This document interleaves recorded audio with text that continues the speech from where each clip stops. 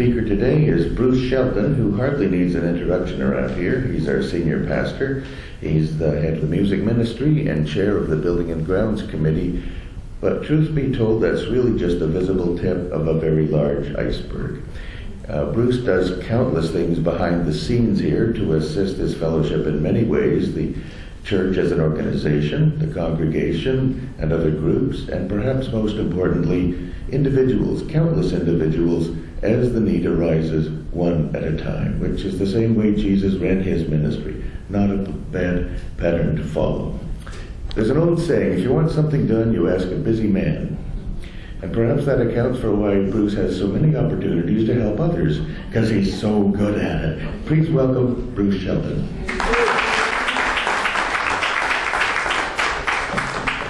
Thanks, Lloyd. All right. Always when I start my talk, I like to ask everyone to please help me with this talk by just having a few moments of silence. So if we can all do that, it's just affirm that God is using me as to say whatever words you need to hear today. Not what I'd like to say, but what you need to hear. God's grace.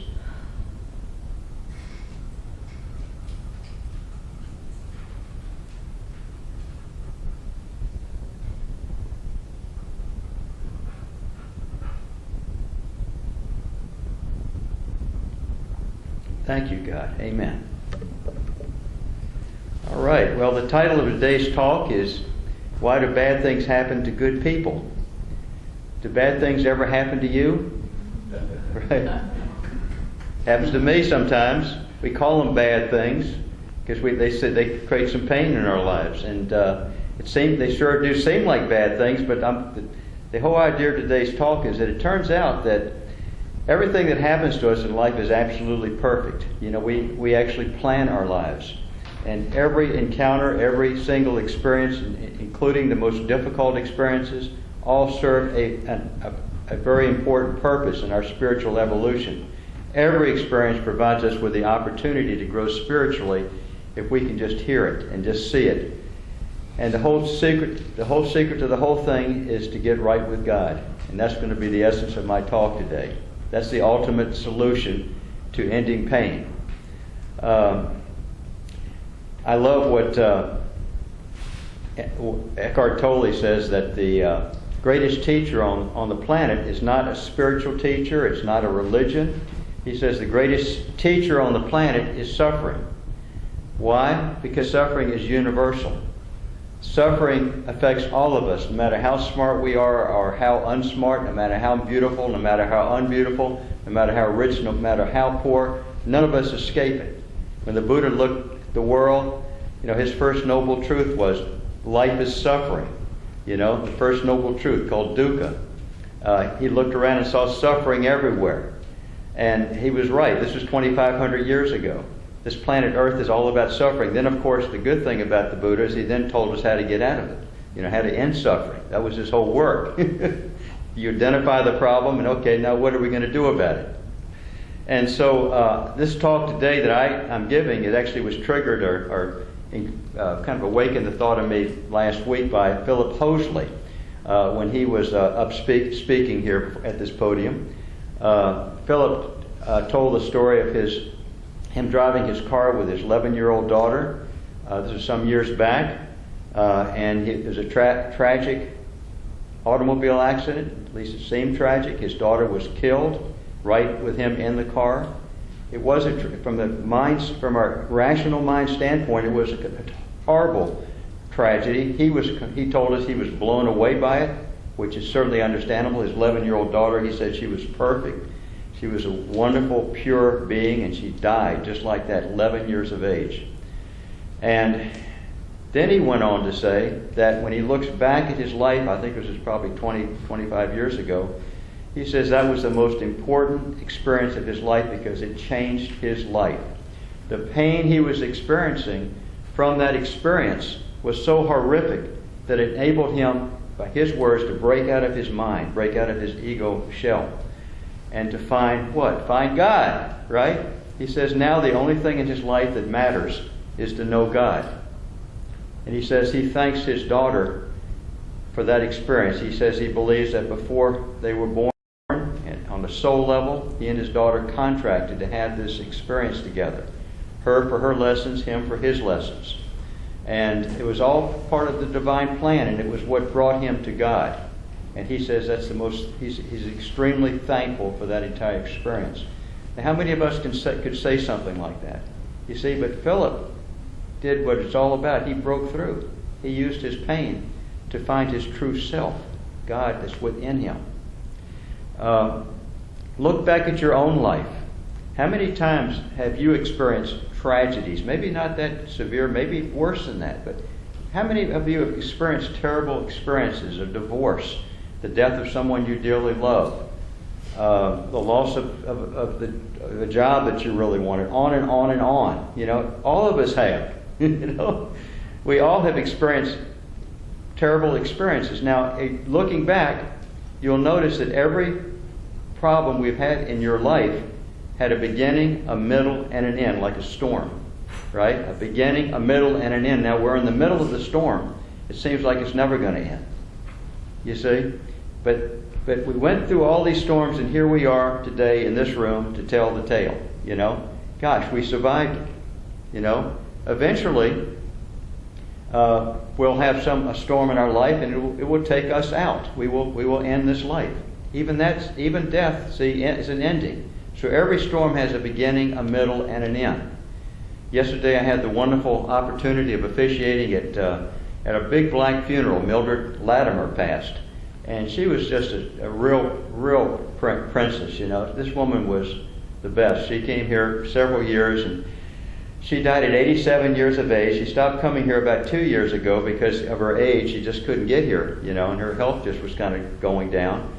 But there was about 150 people there, you know, and a few white folks there, you know. Sarah was there, Robert, a few other folks, Jerry and Elizabeth, and it was powerful, wasn't it, Jerry? It was just a powerful service, a lot of love, and so she, you know, Mildred ended her life, but her whole, you know, lots of tragedies. Her husband was killed, and they said in the funeral home parlor. Can you imagine that? He was, and her son died. She went through it all, and she came through it it purified her. It just cleansed her. It was wonderful, and you should have heard all the love everybody had, because people got up and had an opportunity to share it. All of us who remember her can remember that beautiful smiling face. So my point here is that when things are going difficult in your life, just remember there's a great truth that we always like to say: this too will pass. Just remind yourself of that. This too will pass. I'd like to share with you my own story. Phil shared his big story last week. What happened to me that was the darkest time of my life, it happened when I was about ages 12 to about 16. I was going through a very challenging period. And I didn't have the spiritual knowledge then to know how to deal with it, you know, and it was really, really hard. My challenge was my mother, whom I loved dearly, wonderful person. I remember the first 12 years of my life, things just seemed to be great. You know, I had a normal, healthy life. But my mother she experienced what today we'd call major depressive disorder. She just got lost in depression. And if you've ever had depression yourself, or you've known anybody who's gotten lost in depression, it's really can be serious. Many people die. Depression is like cancer, clinical depression. It can kill you. And so this is what happened. My mother one day, when I was 14 years of age, took an overdose of pills and died. Bam, gone, just like that. Completely blew us all out of the water. You know, my dad was a medical doctor in Norfolk, had a big practice, a general practitioner. Had 4 siblings. Overnight he finds himself a single parent with 4 children. I was the oldest. I was only 14, you know. And we were all just blown out of the water. You can imagine, you know. When you're a child, especially when you're like 12, 13 years of age, you're going through puberty and you're opening up to the world. So when your parents are healthy, your parents affect you more than anyone else. So when your parents are healthy, they're showering you with lots of love and encouragement and, you know, that type of thing. But when they're unhealthy, and when my mother had this major depressive disorder, all I was getting was this big blast of depression. And I took it on. So I felt depressed. And I got lost in anger and depression. A lot of anxiety. I was a worrier, worried all the time. Being a double Virgo didn't help. I didn't know that at the time, but so this was my dark night of the soul, this period. But this is what happened. When I look back, I was in such pain that it caused me to pray a lot harder than I ever would have prayed had I not been going through this experience. Fortunately, I had this wonderful Baptist church I was attending in Norfolk, Talbot Park Baptist Church. And the Baptist, the good thing about the Baptist experience was they taught me how to pray. The Baptists are really into prayer, having a personal relationship with God. That was a gift they gave me that I'll always be thankful for. But the theology of the Baptist church just wasn't helping me. It didn't help me to understand why do bad things happen to good people? Why is there so much suffering in the planet?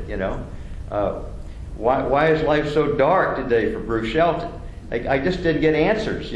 I couldn't get that from the Baptist church. So I cried out for help, and what happened was help came. When I was 16, I stumbled, interesting word, stumbled across this book at the Old Beacon bookstore on Granby Street in downtown Norfolk called The Sermon on the Mount by a guy named Emmett Fox. Emmett Fox changed my life. He really saved my life. And because of all the suffering I was going through, I was just really wanted to hear it. What was great about that book is that for the first time in my life, I had someone interpreting the teachings of Jesus that made sense to me, that I could apply to my own life, made super sense. In this book, what Jesus teaches us in the Sermon on the Mount really is the power of our thoughts. I learned with Emmett Fox's help to understand that because I had all this anxiety and this anger and depression, that all these were negative emotions. They were the cause of my suffering. My mother had died. That had happened. It just was what it was. But my reaction to it, with all these negative emotions, was what was causing me to suffer. I never put the dots together until I got this teaching from Jesus in the Sermon on the Mount. So I learned about the power of our thoughts, how our thoughts make us what we are. If I think angry thoughts, I'm going to be angry. If I think depressing thoughts, I'm going to be depressed. So I said, man, I got all these negative thoughts in my mind. I got to really work on myself. So ever since then, I have finally figured out what to do, to really work on myself. And that was when I was 16. So what was that? A number of years back. I'm 68 now. So that was a while back. And during that time, for 2 years, I did nothing but read that book, this Sermon on the Mount, over and over again, and then apply it in my life. And when I look back, I can see that what I was doing was laying a spiritual foundation upon which everything that I have learned since that time with many other incredible teachers has been built upon the truths taught to us by Jesus in the Sermon on the Mount.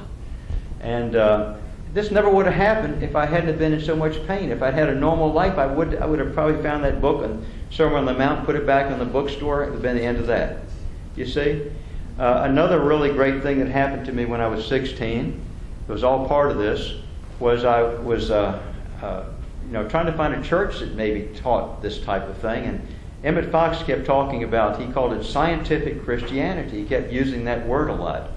Then I was at Ward's Corner one day, and I was walking by a bank, and they had a little placard on the window at the bank. It said, Christian Science Lecture. So I said, scientific Christianity, Christian Science. Maybe they're similar, and they were similar. They weren't the same, but they were very similar. They talked basically the same similar truth. So I went to this Christian Science lecture, the old Golden Triangle Hotel in downtown Norfolk. And I'll never forget it. It really talked to me. The person speaking that day was so inspirational and just really talked to me. So I started going to this Christian Science church in Norfolk, which is right down the street from Talbot Park Baptist Church. And I went there for about a year. And it was kind of funny in a way, because I'd go Sunday morning 8 o'clock and be in the choir, the boys' choir, and 8 o'clock service at Talbot Park. Then I'd do Sunday school at Talbot Park between 9:30 and 10:30. Then I would drive my car from Talbot Park up to the Christian Science Church at 11 o'clock service for an hour. But every time I went up the driveway, I looked in my rearview mirror to make sure nobody I knew at the Baptist church saw me pulling into the Christian Science church, because I would have had a lot of explaining to do. You know? It's so funny, but believe me, it was true. They would have thought I lost my mind, right? But this is the thing that Mary Baker Eddy taught me, above everything else from there in that 1 year that I spent at Christian Science Church. Mary Baker Eddy, of course, was the founder of Christian Science. She said she taught that all good Christian scientists should spend 1 hour every day, preferably in the morning to start the day, in prayer and meditation. And in the case of Christian Science, she recommended you pray and you read the Bible and you read Science and Health with Key to the Scriptures, which is the Christian Science textbook. So nobody had ever told me this before, and I thought, I think I'll try this. So I started doing that. I'm going to put a whole hour aside in the morning before I went to school, and just in prayer and meditation, and see what happens. I did it like as a scientific experiment, right? Being a good scientist. And funny thing happened. I started feeling better. The whole day went better. I spent an hour, and I would pray until I didn't know what else to say to God. Just have a relaxed, gentle talk with God about whatever was on my mind. Then I'd pull out my spiritual books and read them, you see. And then during that hour, it's like a healing occurred, you see. Now that practice of putting an hour aside every day has been probably one of the most important things that's ever happened to me, because it's changed everything. For 45 years now, I've had work where I've been a counselor with different people. Just over the years, thousands of people coming to me with problems. Every type of problem imaginable, right? And they're filled with all this anxiety, anger, and depression. Some of them, right? Most of them, and otherwise they wouldn't be seeing me. And if I didn't have some way to clear my own self out, how could I help them? You see. And so every day I spend at least an hour, and I have to do more if I have time, in prayer and meditation. Every day, without fail, if I can. Now, some days I miss a day, it just doesn't work, right? I don't beat myself up for that, it just happens. But I really try. It's like I wouldn't go a day without eating a meal, eating some food. So every day I put aside at least an hour to an hour, maybe an hour and a half if I have the time, day off. And what happens is anything that's bothering me, see any residual, conflicts that are in my mind, from maybe I saw somebody yesterday that had all these problems, and I took it on, right? And because it gets emotional, and I do my prayer, my meditation. I get in touch. I become aware of things that are in my subconscious mind. I'm able to work them out, process them in the presence of God, offer it up, and then I basically clean my aura, so to speak. Go out to work, and now I'm able to help people for the next 10 hours where I'm working, And without doing this, see, I couldn't do this work. But I can honestly say for 45 years, I have thoroughly enjoyed my work. Thoroughly. I've been thankful for it. Because when you help others, it's the greatest way to help yourself. And so but I couldn't do it without this time of daily prayer and meditation. So I'm encouraging everyone in here that if you don't do this, to consider doing this. Consider putting aside some time every day. If an hour is too much, that's okay. Just do whatever seems right to you. I recommend you. I've always said this many times at this podium. I recommend you create a little altar in your home. If you look at your home, everything in your home serves a purpose. You got a place where you cook your meals and you eat your meals, and where you sleep, and where you watch television, and where you brush your teeth. Every space in the home serves a purpose, right? Have you made space for God? Your relationship with God. Why not create a little altar? Maybe you live in a home where it's just not practical. Where you have a private room. Fortunately, when Marty and I got married, we bought this nice little house, and we were able to create our own little meditation room. But before that, I didn't marry Marty till I was 40 years of age. Before that, I lived in apartments. I lived on the ocean front, nice little 2-bedroom apartment. But it wasn't enough room to create a separate room for a meditation room. But what I always did was I always had my private bedroom, and I would find the window in the bedroom. I'd get a chair, make a little altar, put on the altar some symbols that talk to me, that remind me of God. have a real comfortable. Always like these, these comfortable chairs, soft back chairs, and straight back. And for the petition, in order to create this into a room, I just go up to Pier 1 Imports, and they sell these little bamboo curtains, that you can just tie. I connect it to the ceiling, drop it down, voila! Have an instant meditation room. See, and this worked like magic, So this is the way I created a meditation room. I just recommend that you try this. Do it like I did when I was 16. Now, some of you are way beyond me. You're probably doing a lot more. You don't need to hear this, but if you're not doing this now, consider trying to do this. It's just the best decision you'll ever make, to put aside a little bit of time every day just to be with God. That first song we sang, "Sweet Hour of Prayer," it's a perfect song for today's talk. Now, when we experience suffering in our lives, it can go one or two ways. We can break through and connect with God, or we can get lost in our ego, and then we continue to suffer. Okay? For example, when I used to work in probation and parole, I had thousands and thousands of people over the years who got out of prison, and I'd say, "What was your experience like in prison?" And I'd have certain people would get out of prison, and they'd say, "When I went to prison, I found God," And they were completely sincere. They said, I was in such a terrible strait. I'd lost everything. That's what happened with your son. I'd lost everything. My family had forsaken me. I hated myself. On and on and on. I was at I'd never done this before, but I found myself falling on my knees and praying to God for help. And they'd tell me an incredible thing happened. I found some peace within me that I'd never experienced before, and I couldn't believe it. And I started doing this regularly. And one person told me, he said I think he spent 5 years in prison. He had sex with a girl, had a blackout, didn't remember it, had sex with this teenager, went to prison for 10 years, got out on parole. He served about 5 or 6 years. You can imagine how he felt about that. He didn't even remember what happened because he had drunk so much alcohol. But he said that he went there, and he says the entire experience was like living in an ashram. He says he just prayed every day, had pictures of Jesus in his cell, and he says it really turned his life around. And that gentleman, I believe, has done very well ever since he got out. A guy named Bo Lozar, who's one of the great teachers about the prison ministries. Bo says that if you are in prison and if you're incarcerated and you're praying to God every day, he says, what happens in a monastery? You're given a cot and 3 meals a day, and you pray, right? He says, so if you're in prison and you're doing this, the only ones still actually who are in prison are the guards, So, so he kind of turns, and he's the guy who goes into the prison and teaches this to the inmates.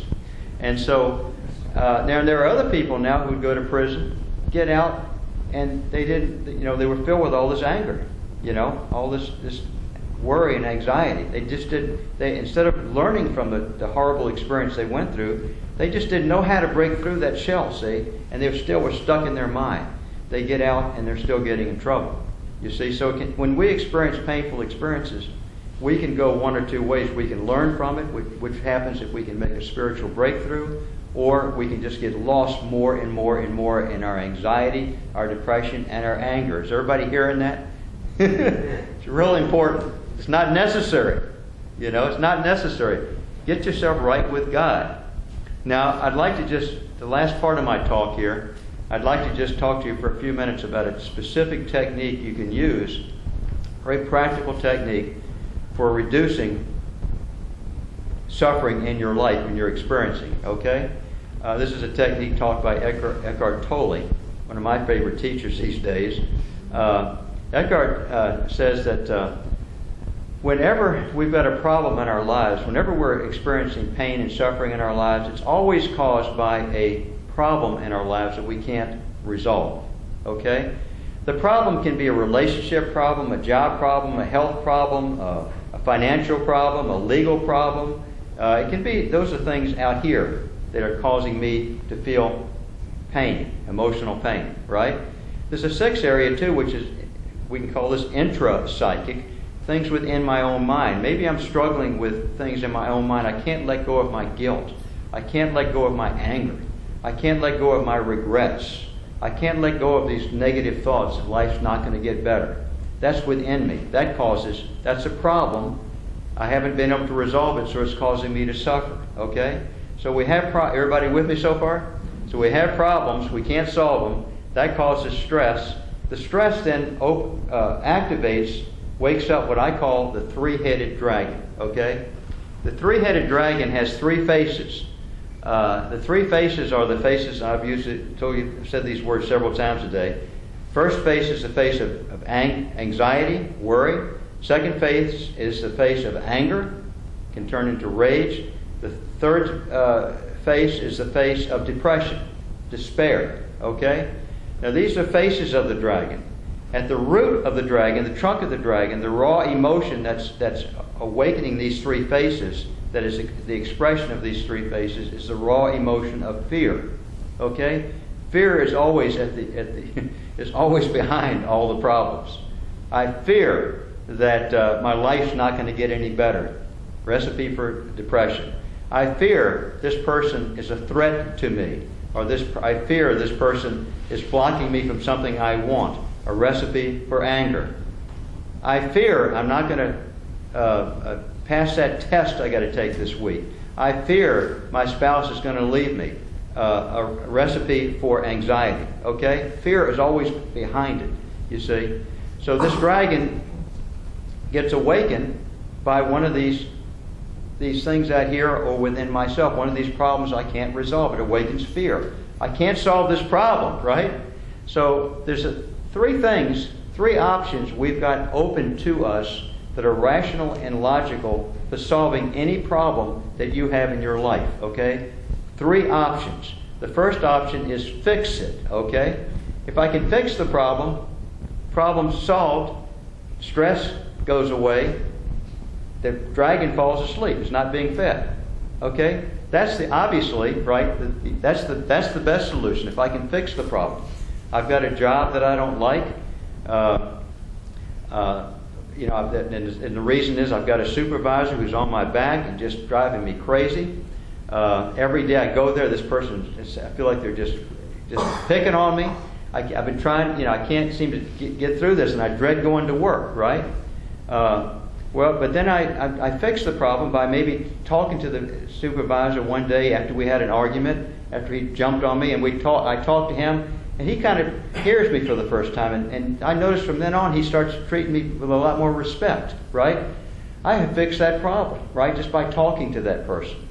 I had a good example. One time I had this fellow who came in. He was African American, one of my groups. I run a lot of substance abuse groups. And this fellow came in. He'd been to prison. This is when I worked at Pembroke 6 for the city. He'd been to prison for malicious wounding. And big guy, about 30 years old, got out, came to my group because he'd also had a cocaine problem. And he told us, he came in, I could tell he was really upset and really angry. I says, I can't remember his name. I said, what's wrong, why you seem really tense and upset today. He said, well, today I was on the job, I was working in a landscaping company, and this guy, he keeps going after me. He keeps saying things, and I almost let him have it today. And if I had, I know I'd be in prison, jail right now because I'm on parole for malicious wounding, and that guy would have got an assault warrant. But I'm telling you, I'm really, really angry at that guy. Now, this is the guy you had to go back to see at work the next day, too, every day, right? And so I asked, now this is what happens in group therapy. You let the person talk about what they're so upset about, and as they're talking, they start calming down. Because if I tell this gentleman, stop being so angry, he'd look at me and say, you must be out of your mind. There's no on-off button for anger. Stop being so depressed. There's no on-off button for depression. If there was, it would be so great, wouldn't it? But this is what happens in therapy is you start talking. See, it's all talk therapy. You start talking about what you're angry about. So this gentleman was telling us about the whole thing. Now, this is what happens. When you start talking about something you're upset about emotionally, you turn feelings, which are rumbling down here in your gut, into thoughts. right? Now, when with my thoughts, what I'm doing is I'm putting the problem in perspective. I'm identifying the problem. I'm putting it in perspective. My feelings are telling me this problem is a catastrophe. It's horrible. It's terrible. I hate that guy, and it's overwhelming. But when I start talking about it, actually, it turns out it's not a catastrophe. It's just a big problem. It can turn into a catastrophe if he goes and hits this guy the next day. But it's actually what you're dealing with right now, talking to this man, is you've got a big problem. But it's manageable, right? Now, as he's talking, he's actually, in his own mind, working out a plan of action as to how to deal with this problem. Now, a funny thing happens when we do this, and we don't have to be talking to a therapist. We can be talking to somebody we trust, somebody we really love, just talking. As we're talking, we're processing the problem, and we're identifying a solution to the problem, putting the problem in perspective. That has an amazing effect of bringing down our anger, just like this. It's like I could just see that guy's footsteps on the ceiling as he was talking, just walk right down the ceiling, right back into his chair. And now after the group, I could hear him out in the hallway calling his mother up on his cell phone saying, "Yeah, Mom, this group helped me tonight. I'm feeling so much better," And all he did was talk, and all we did was listen, you see. That's why just listening is such an important thing. If somebody's talking to you because they got problems, you're giving them a great gift just to listen, right? And so if you can fix the problem, that's the solution. We told this gentleman, what you need to do is go talk to this guy tomorrow. You're having these, and just talk to him. Have a good talk with him. And I bet you'll find that when you talk to him, he'll probably calm down. Tell him you're sorry. You've been doing some of this too. You've been pushing his buttons as well. He says, "Yeah, I have," right? So he kind of fixed that problem, hopefully. Now, fortunately, there's some problems we can't fix. So fortunately, there's a second option. The second option, you ask yourself, can I leave this problem? Some problems we can leave, some problems we can't leave, right? If I have the job from hell, the boss from hell, and I can't stand this job, and I talk to this guy, I try to fix it, can't fix it, what about leaving the job and getting a better job, right? That would be a perfectly logical, sane option open to me, and it would solve the problem, right? So now there are some problems I've got I can't leave. Maybe I'm married, I've got children, I'm financially dependent upon my spouse. I just can't walk out on this marriage. I'm not going to walk out on this marriage. I have a responsibility. So of course anybody could hear that. I can't solve this problem right now. Maybe I've got a job and I'm making so much money. I had a guy one time that was making $30 an hour as a framer, and he was really good at framing. And it was back in 2009 when they had the recession. It was hard to get a job, and this gentleman had this job, $30 an hour, but he had this rageaholic for a boss. He said every day I'd go in there, not just me, everybody in the job, this guy's raging at me. I can't quit this job, because I'm getting $30 an hour. There's nothing else out there right now. So sometimes we're in a situation in which we can't leave it. Fortunately, there's a third option. The third option is acceptance. Okay? Acceptance of what? Acceptance, this is a very important idea here. Not acceptance of the entire situation. The idea is I'm not asking you to bite your tongue and just accept that I got a miserable job and I got to deal with it every day. I got a miserable marriage. I got a health problem. It's making me miserable. No, what I'm saying is you accept the present moment for what it is. Okay? The present moment is the only moment that we really have to ever deal with. Just the present moment. You see? Okay, I'm going to accept the present moment for what it is. Guess what? The present moment is what it is, whether you accept it or not. You see? You can rage about it, you can worry about it, you can get angry about it, you can fall into despair about it, but the present moment doesn't care. You see? So you're hurting yourself. So what I'm going to do is I'm going to accept the present moment for what it is. I'm no longer going to fight it. I'm not going to wrestle with it. I'm not going to resist it. It just is what it is. I got a difficult job. I got a difficult marriage. I've got a difficult 12-year-old kid smoking pot and driving me crazy. I got a difficult parent, dad who's an alcoholic. It is what it is. I can't leave it right now. I can't fix it, but I'm going to just accept the present moment for what it is. Now, when I do that, I can calm myself down to the point that I can find my true peace within myself right then in that present moment. Okay? I always tell people the word acceptance is the most important word in the English language. And there's a great prayer that summarizes this teaching. It's called the Serenity Prayer. God, grant me the serenity to accept the things I cannot change, the courage to change the things I can, and the wisdom to know the difference. God, grant me the serenity to accept the things I cannot change, right? To accept. There's that accept word. And I'm not asking my ego to do this. My ego would tell me this is not acceptable, right? I'm asking God for some help here. God, give me the what? Give me what? Give me peace of mind to deal with the situation. And then the second one is, give me the courage to change the things I can, to fix the things I can. All right? Maybe I do need to get another job, but actually I'm so comfortable here, I'd rather just put up with the misery. No, give me the courage to go out and look for a better job. You see? Give me the courage to really think about maybe I need to leave this relationship. Maybe I need to leave this relationship. Can't do it today, but I need to be thinking in terms of going to school, getting a marketable job skill, so when I do leave, I'll be able to financially support myself. Give me the courage to do that. See, it's easier just to say, I'm just going to deal with this. I'm just going to let things be what they are. My ego tells me that, right? So the second part of that serenity prayer, give me the courage to change the things that can be changed. And give me the wisdom to know the difference, because my ego tells me I can fix anything. So I try to fix a problem that can't be solved today. It's like banging my head against the wall. I fight with it. I struggle with it. I hate that person. I have thoughts like, this shouldn't be like this. I can't stand this. This is horrible. This is terrible. All those thoughts, what do? They drive you crazy, not the other person. You see? No. Now, there's a fourth option. I said there's three logical, sane options for dealing with any problem. The fourth option is to do exactly what I just said. Fight with the problem. Fight with it. Struggle with it. That's totally irrational. You see? And if I'm, for example, I drink alcohol normally, and maybe you're a person, you're not an alcoholic, but your life, you've always, you enjoy your shot of scotch at night, or your 2 shots of scotch, which is fine.